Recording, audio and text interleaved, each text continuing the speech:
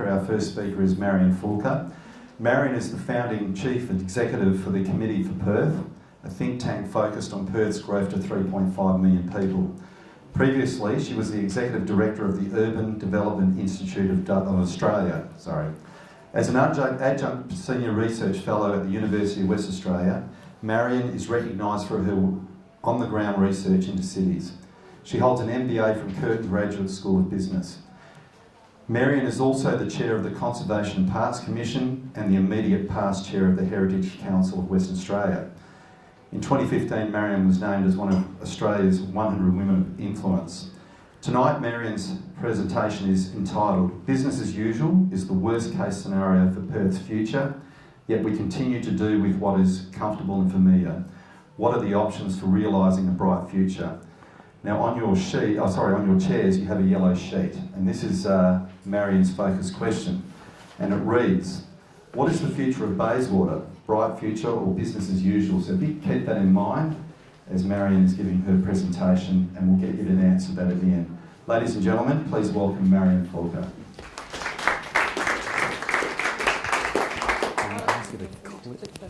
Well, right. No, I haven't. Oh dear. I know what we're going to do. No, I have to hold it in my hand. Yeah, but I can't hold that as well. Oh no, you can't. No. Okay, so maybe we'll just have to take it off, or yeah. Have you got any? You haven't got any. No. Okay, No. we'll go with that. We need to hear you. So, there you go. Thank you very much. Technical glitching. Great to be to the officials in the room. Very nice to meet you, and I haven't swum in Tim's pool and he hasn't swum in mine. Confirm that. But really, I'm so pleased that there are so many of you, local community members, who think that Bayswater is really special and you'd like to see it realise the bright future. And I'd also like to acknowledge Gemma Davis, who's the Manager of Research at Committee for Perth, and a lot of the work that I'm relying on today is her analysis of ABS data and other academic data, and that's really our specialty, is to get in between the numbers and into the people issues. So what I'm going to take you through tonight is two scenarios for Perth at 3.5 million. It comes from a report we produced in 2012, and we've updated the statistics more recently. So what's the Committee for Perth? It's a think tank. It's funded by the corporate sector and some local governments. But we have a very specific purpose, and that is that, if I had to distill it down, how does Perth grow and prosper to a region of 3.5 million people that still feel like Perth when it grows up? And I'm talking about Big Perth, metropolitan Perth and Peel regions.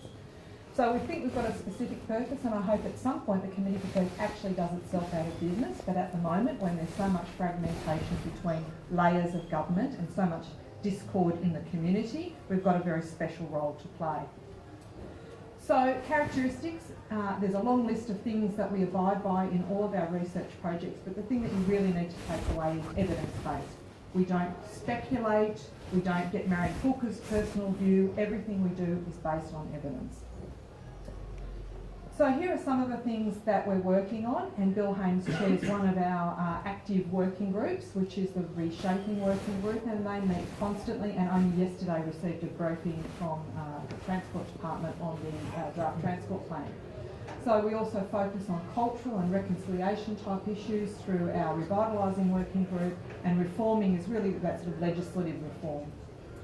So how do we do what we do? Up in this top left-hand corner, catalysing, that's where we do all of the research, the soundings with our members, large community surveys to actually understand the issue in depth.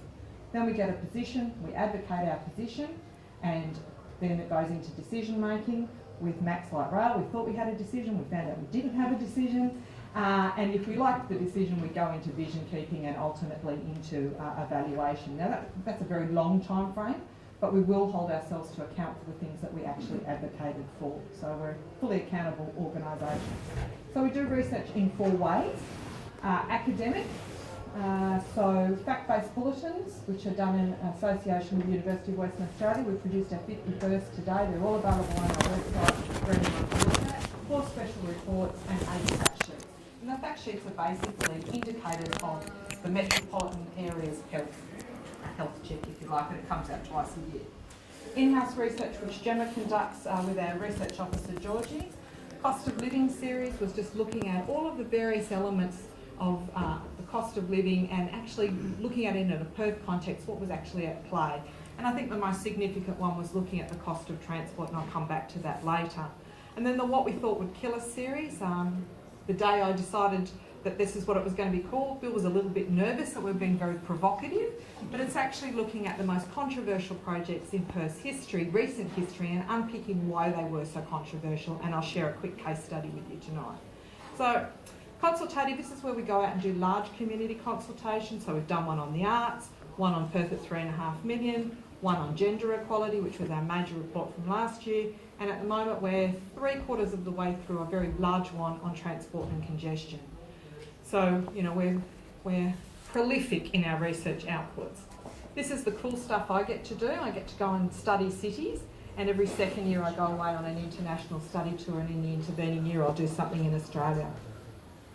So I've looked at all sorts of things from waterfronts, stadiums, inner city revitalisation, transport, all sorts of stuff.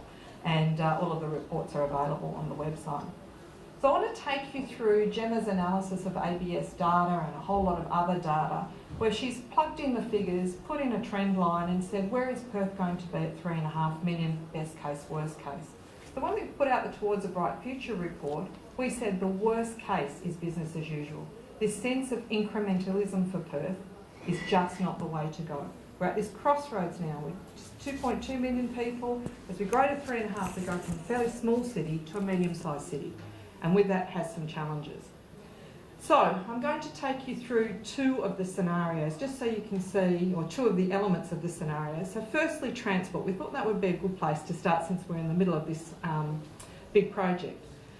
So we wanted an efficient, smart transport system that's effective, but we want one that prioritises public transport over road, and that's probably pretty controversial. So here's just some of the indicators of the figures. That we could have the largest mode share of public transport in Australia if we did invest in public transport. But at the moment we are predicted to have the most congested roads, 7 of the 10 most congested roads in Australia. I meet with Infrastructure Australia regularly, and they are flabbergasted that there are not enough bids coming up from the state government to get the lion's share of federal government funding for public transport and major road projects. From a survey that we did, which is taking the pulse of the community, we did it once in 2012 and another time in 2015, Perth people said, so for every one Committee for Perth member who could be described as a middle class person that lives mainly on the western suburbs, we survey 4 community members across all sorts of demographics and geographies, and there is a strong correlation between the results of the two. And basically people said, walking and cycling, we've got to do more of that. We've got to do more of this active transport. And the sense of, is car as important in our future as it has been in our past? And so there's a real question about that, and I think that's a healthy question. Gemma was perplexed that we keep registering so many cars, and per capita we've got more cars than anywhere else. And yes, that's the sort of tyranny of distance, the sprawl of Perth, the complexity of the mobility system. But if we just keep adding more vehicles into the road system, we're only going to have a more congested system, particularly if we're not got the big projects bidded in the federal system. So one of the pieces of research that Gemma did was looking at the commute and how much does it actually cost you. And if you are driving from the suburbs into the city and you have to pay for parking and you're coming for 25 kilometres, it's actually quite a large cost, $14,000 a year.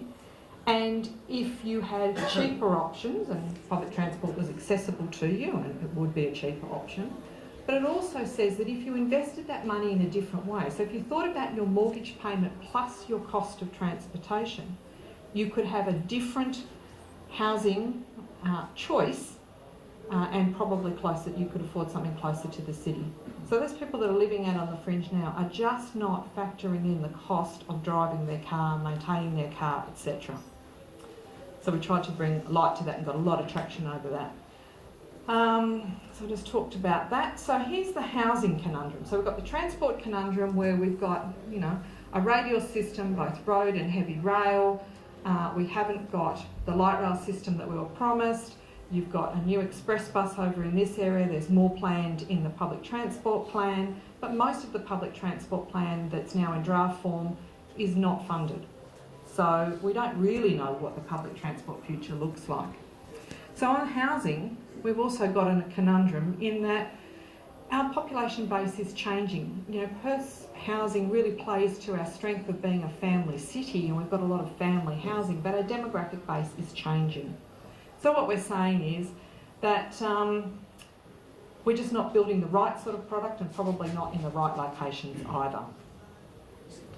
So 78% of our community want to live in a single dwelling. Great. 22% of people would like, you know, some sort of townhouse, row housing type arrangement or an apartment, but there is 22% of our population that would be prepared to make a trade-off. So we've got to have product that probably plays to those people who are looking for that trade-off, who would take the house, downsize to something else, but probably closer to their working environment. So if we look at the stock base, we just keep building more single dwelling housing. We're not doing too many more apartments or row housing, and we're just down this trajectory of more and more and more family housing for less and less people who need family housing. So 65% of our population would prefer to be in the inner or middle locations. I completely understand why. But we've got this outer suburban dominator. And I'm not trying to demonise sprawl in any way, but what I am trying to say is those people are living further away from amenities and in communities that are somewhat disconnected from the metropolitan area.